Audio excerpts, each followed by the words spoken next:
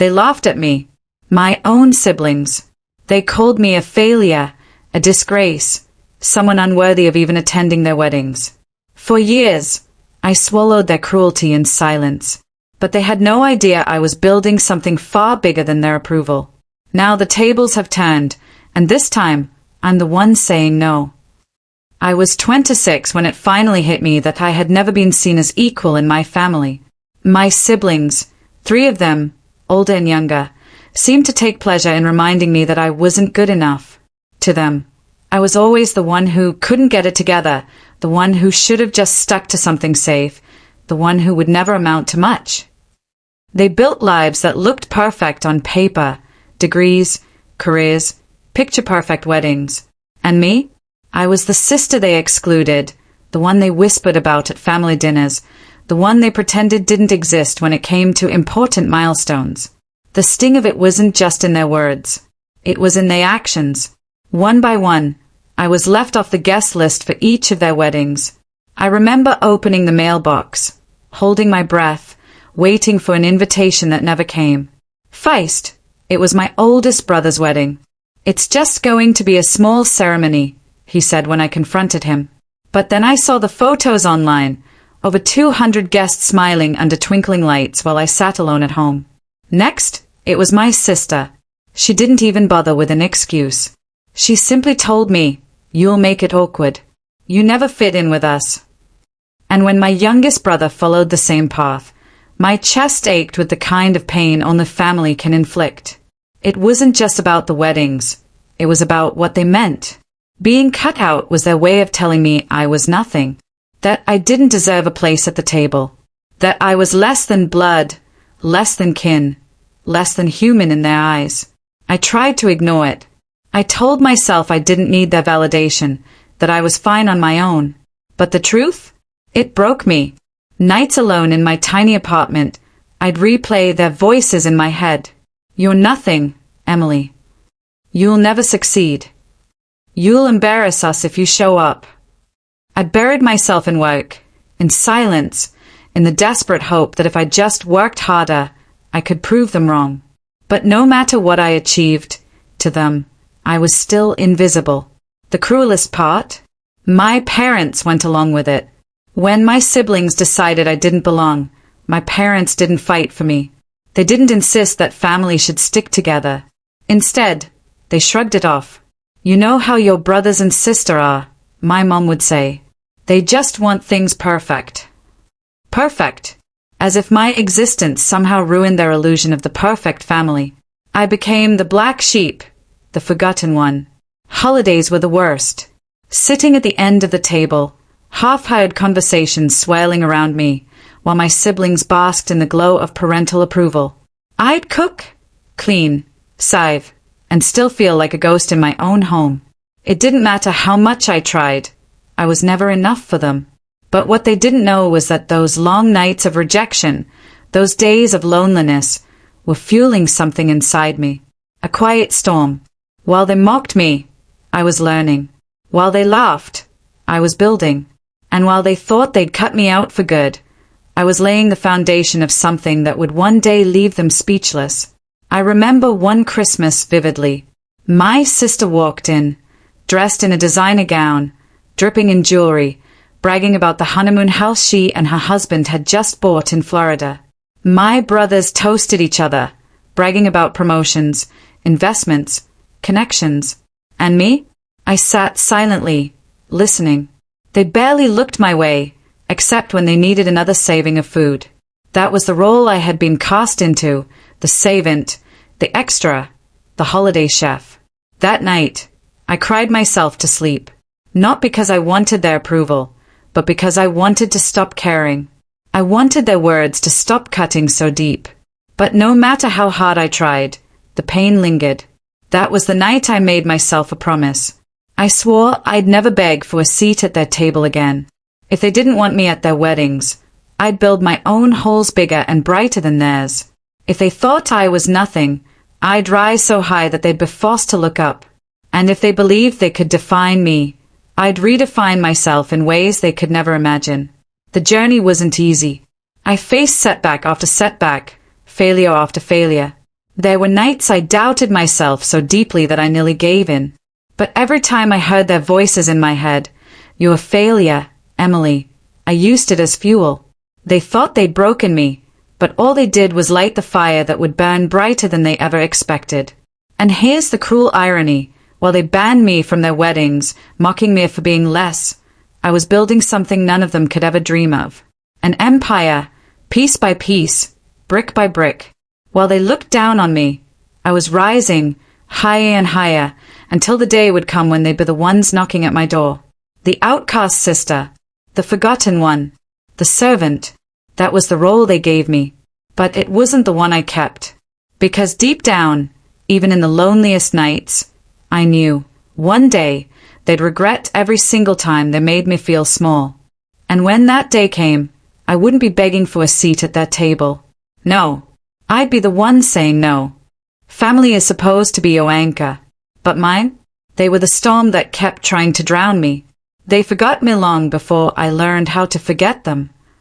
When I look back on my childhood, there's a clear divide in how love was distributed in my family.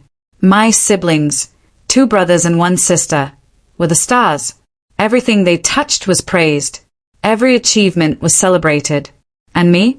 I was background noise, an afterthought, a shadow no one noticed until they needed something done. As the youngest daughter, I thought my parents would protect me, that they'd stand up for me when my siblings mocked me. But instead, they quietly joined in. My mom's sighs, my dad's disapproving silence, those cut deeper than my siblings' cruel words ever could. I wasn't untalented. I wasn't lazy. But to them, I was always different. I didn't follow their path. I didn't chase the same degrees, the same polished careers. While my siblings studied law, business, and medicine, I dared to dream differently. I wanted to create, to build, to own something that was mine. But in my family, anything outside their narrow definition of success wasn't just failure, it was betrayal. I remember one Thanksgiving dinner that still haunts me.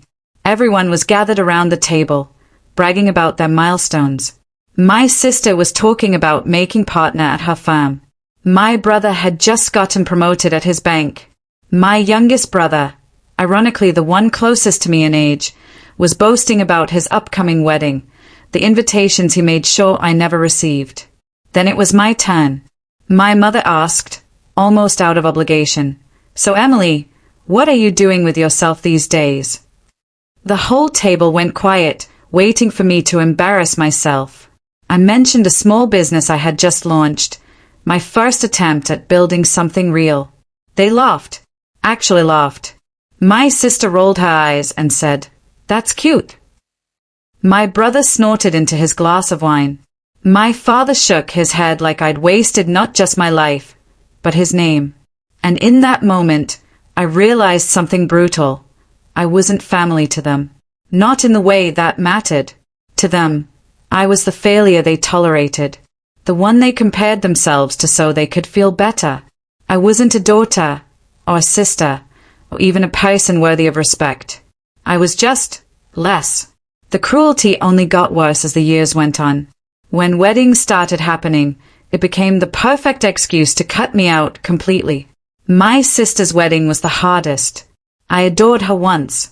As little girls, we used to share secrets late into the night, whispering about our futures.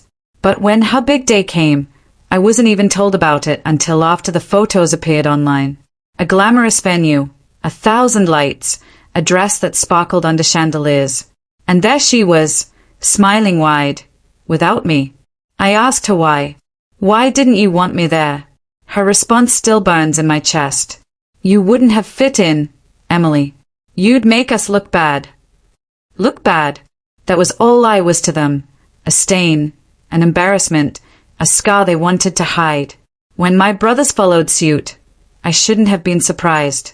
But each time, it felt like another knife in my back. Invitations sent to everyone in the extended family but me. Photos blasted on social media while I scrolled alone in my tiny apartment, pretending I didn't care. The truth?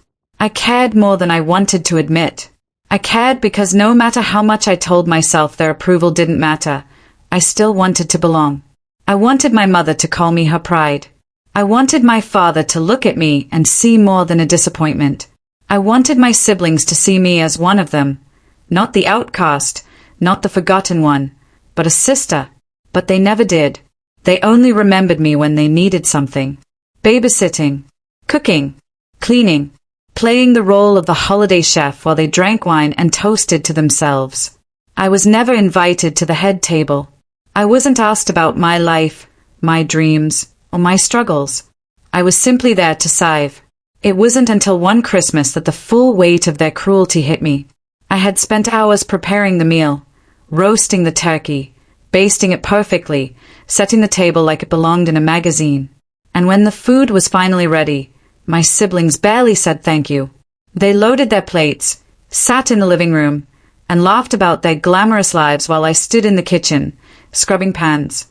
That night, I sat by myself, staring at the leftovers, realizing I was nothing more than the help in my own family, a family that forgot me. But that forgetting was their mistake, because while they dismissed me, while they erased me from every celebration and milestone, I was busy writing a different story. A story where I wasn't the forgotten one. I was the one they'd one day have no choice but to remember. The thing about being forgotten is that it makes you hungry. Hungry for recognition. Hungry for independence. Hungry for revenge. Every cruel word they threw at me became a seed of determination. Every door they shut in my face pushed me to build doors of my own. My siblings thought cutting me out of their weddings would break me. They thought erasing me from family gatherings would destroy me. What they didn't realize was that they weren't burying me, they were planting me. And the more they forgot me, the stronger I grew. So when people ask me how I managed to rise above, how I built what I built, the answer is simple. I had no choice. My family forced me to choose between staying small or building myself into something so large they couldn't ignore me anymore. They forgot me, but I never forgot what they did. And one day, I knew I'd be the one reminding them of exactly who I had become. They thought I was invisible. They thought I was small. What they didn't know was that every insult they threw at me was fuel, and I was building something far greater than their approval. When you've been humiliated enough times, something inside you shifts. For me, it happened the night of my brother's wedding, the third one I wasn't invited to. I sat on my couch, staring at their Instagram posts, the glowing venue, the happy smiles, the champagne toasts. It was a life I was told I would never be part of, and maybe I wasn't meant to be, because while they celebrated under chandeliers, I was already sketching the blueprints for my first venture. Most people thought I was insane. A 20-year-old dropout with no degree, no backing, and a family who barely acknowledged my existence, daring to dream of owning something as massive as a hotel. But I had something my siblings never did. Fire. A fire that came from being underestimated. I started small. A little cafe on the edge of town, a space no one believed in but me. I worked every shift, open to close, washing dishes, brewing coffee, learning what it meant to sieve and to lead. It was exhausting. It was humbling. But it was mine. The cafe became my classroom. I studied people, what they wanted, how they felt, what made them stay. I realized hospitality wasn't just about food or beds or service. It was about creating a place where people felt seen. Maybe because I knew exactly what it felt like to be unseen. Within a year, that cafe turned profitable. Within 2, I had enough to expand into a small boutique inn. By 23, I owned 2 properties. And by 25, while my siblings were still bragging about promotions, I had quietly signed the deal that would change everything, the purchase of my first luxury hotel. It wasn't luck. It was grit.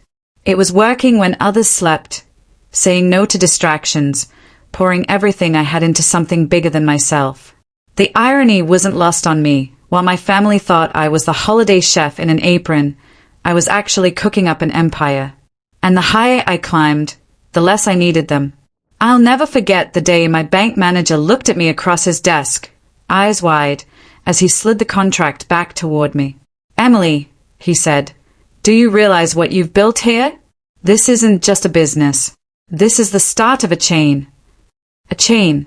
That word rang in my ears for weeks. Because in that moment, I saw my future laid out clearly. I wasn't going to stop at one hotel. I wasn't going to stop at 10. I was going to build something so undeniable that the same people who laughed at me would one day choke on their own arrogance. And I did.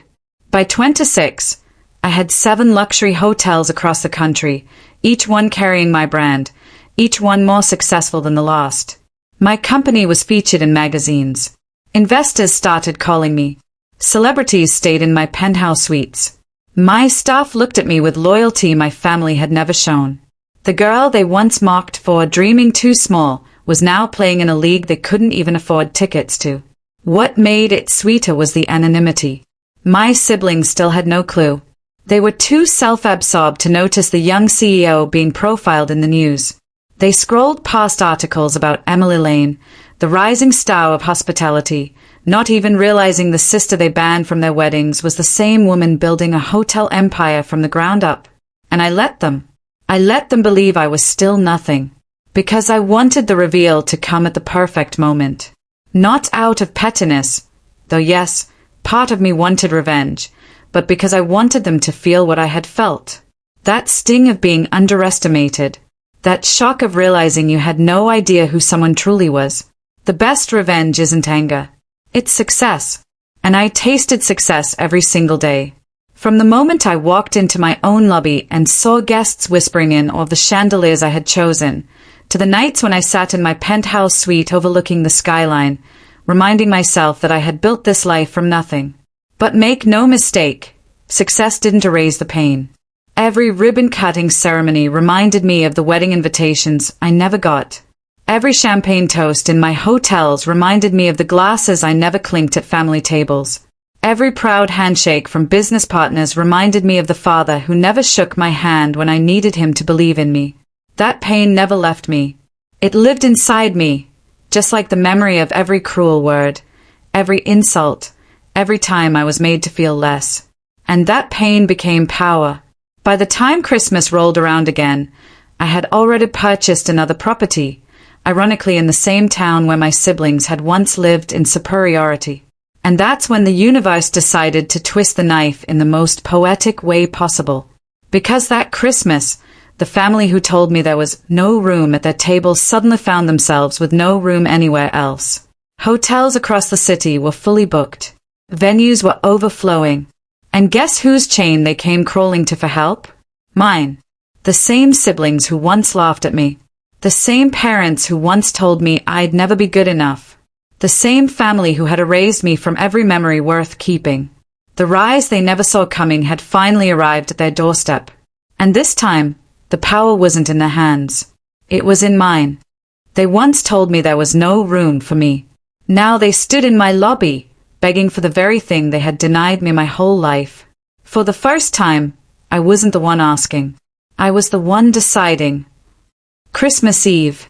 Snow fell outside the glass doors of my flagship hotel, blanketing the city in quiet elegance. Guests arrived wrapped in fur coats and velvet dresses, laughter spilling into the grand lobby I had designed myself. Crystal chandeliers glowed overhead. A 10-foot tree sparkled in gold and silver ornaments. The smell of pine and cinnamon filled the air. It was the kind of night I used to dream about being part of, a night I thought only other families deserved. But now, this was my space, my kingdom. And for once, I wasn't on the outside looking in. That's when I saw them. My family. My parents. My siblings. Their spouses. Their children. Shuffling into my lobby with the same arrogance I remembered from childhood, but laced with something new. Desperation. I froze behind the reception desk where I sometimes stood to greet VIPs. For a second, I thought my eyes were playing tricks on me. But no, it was them, in the flesh. The same people who once laughed at me for being just the girl in the kitchen, now standing beneath the chandeliers of my empire. My mother approached the counter, her tone clipped. We need rooms. Everything else in the city is booked. The receptionist glanced at me, unsure. She knew exactly who they were. Everyone on my staff knew the story. I had never hidden it from them. I stepped forward before she could answer. My heels clicked against the marble floor as every eye turned to me. "Hello," I said, my voice calm but steady. "Looking for a place to stay?" My father narrowed his eyes, confused. He looked at me as though I were a stranger. "Yes. The hotels are full. We'll take whatever you have." The silence that followed was heavy. My siblings fidgeted. Their children clutched their hands. And then, slowly, recognition spread across their faces. "Emily," my sister whispered. "What are you doing here?" I smiled faintly. "Working. You could say I've been busy." My mother's face drained of color. She glanced around at the polished marble floors, the luxury furnishings, the staff lined up in crisp uniforms. Her lips parted as if to speak, but no words came. I let the silence stretch, savoring the shift of power. For years, they had controlled the script. Who was included, who was excluded, who was worthy. But tonight, I was the one holding the pen.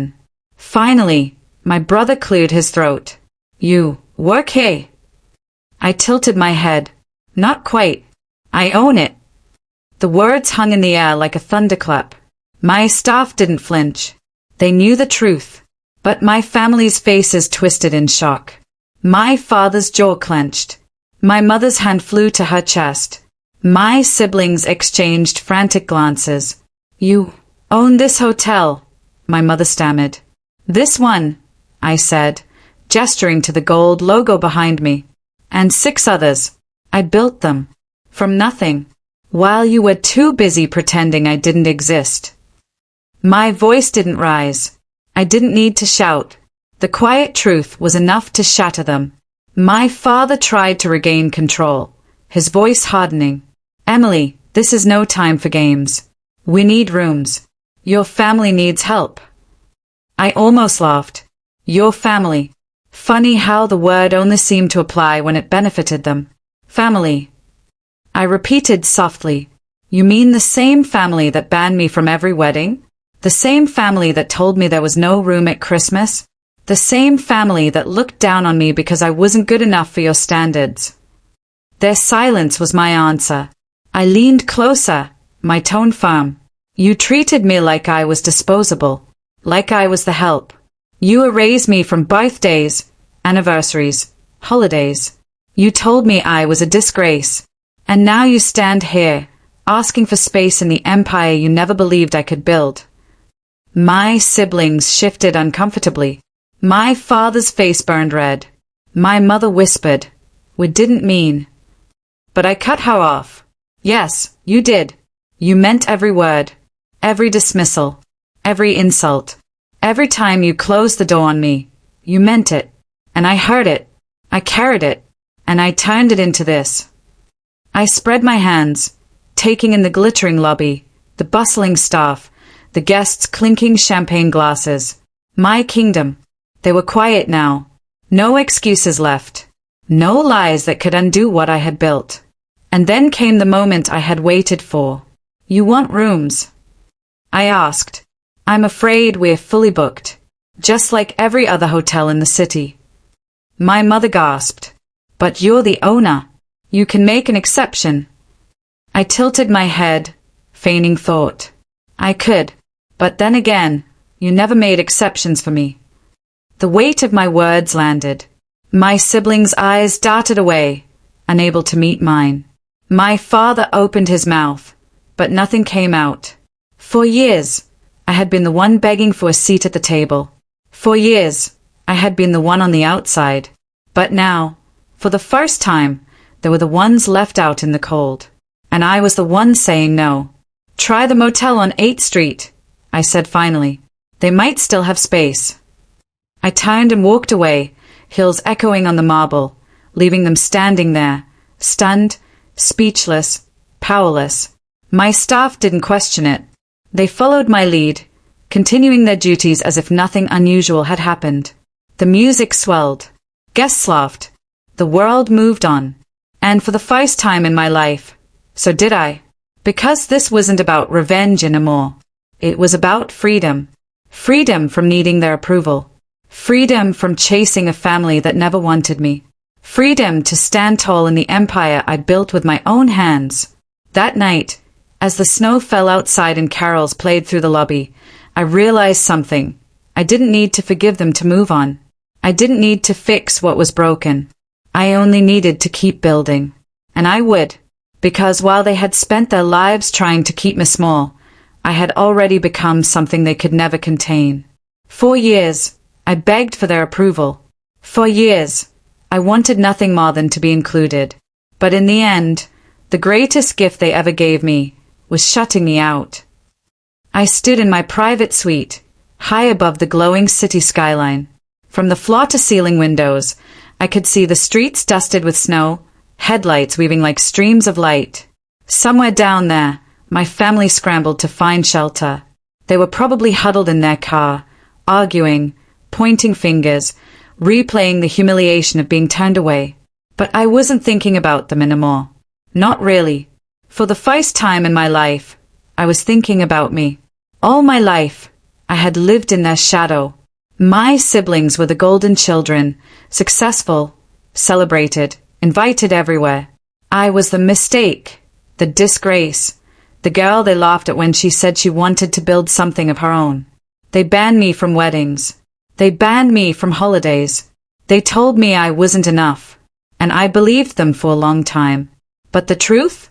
I was never the failure. I was never the outcast. I was simply the one they underestimated. And tonight proved it. I poured myself a glass of champagne from the chilled bucket my staff had left.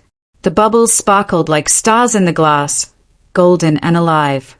I lifted it to my lips, savoring the sweetness, savoring the victory. But it wasn't about revenge anymore. That was the strangest part. For years, I thought this moment would be about payback. I thought I would want to rub it in their faces, scream my success at them until they finally admitted they were wrong. But when I saw them standing in my lobby, begging, humiliated, it wasn't revenge I felt. It was release. I didn't need their apology. I didn't need their approval. I didn't even need their recognition. Because I had already built a life bigger than any of their expectations. And nothing, not their insults, not their exclusion, not their betrayal, could take that from me. I sat down at my desk, opening the leather-bound journal I kept hidden in a drawer. Inside, I wrote a single sentence. I said no, and it felt like freedom. The words were simple, but they carried the weight of everything I had endured. Every tea I had cried alone. Every Christmas Eve I had spent in silence. Every wedding I had been barred from attending.